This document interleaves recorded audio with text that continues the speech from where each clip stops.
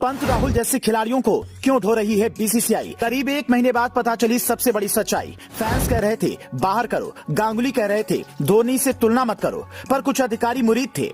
25 टी20 में एक अर्धशतक, पूरे साल में 364 रन, फिर भी ईशान संजू से महान बन बैठे हैं ऋषभ पंत।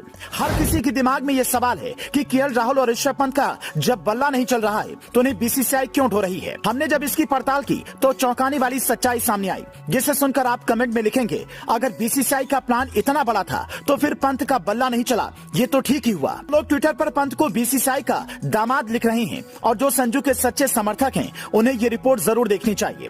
दरअसल बीसीसीआई के कुछ अधिकारी ये प्लान बना रहे थे कि रोहित शर्मा के बाद केएल राहुल को कप्तान और ऋषभ पंत को उप कप्तान बना दिया जाना चाहिए। इसके लिए बाकायदा उन्हें इसकी जिम्मेदारी भी दी गई। अगस्त 2022 में जिम्बाब्वे में 3 मैचों की वनडे सीरीज के लिए केएल राहुल को कप्तान बनाया गया। अचानक से धवन से कप्तानी छीन ली गई, लेकिन जब राहुल जिम्बाब्वे गए तो वहां ओपनिंग में उनका बल्ला ही नहीं चला।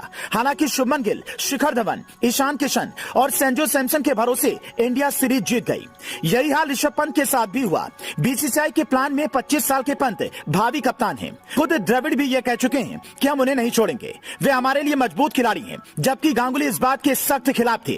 वे कहते थे पंत अच्छा खिलाड़ी है लेकिन धोनी से तुलना मत कीजिए। कहते हैं गांगुली के रहते पंत को कप्तानी देने के लिए बड़ी माथापच्ची हुई थी। जो अधिकारी पंत के मुरीद हैं उनकी ये दलील है कि धोनी और एडम गिलक्रिस्ट जो विकेट कीपर कप्तान रहे हैं वो बड़े सफल हुए हैं, इसलिए पंत भी होंगे। लेकिन ये दलील तब फेल हो जाती है जब पंत का परफॉर्मेंस देखते हैं। चूंकि इंडिया जब वर्ल्ड कप खेल रही थी तभी न्यूजीलैंड के दौरे के लिए टीम का ऐलान हो गया था और उम्मीद थी कि पंत वहां चलेंगे, इसीलिए उन्हें न्यूजीलैंड के दौरे के लिए उप कप्तान बना दिया गया। लेकिन जब वहां भी नहीं चले तो ये साफ हो गया है कि इसे फिलहाल बाहर बिठाने की जरूरत है।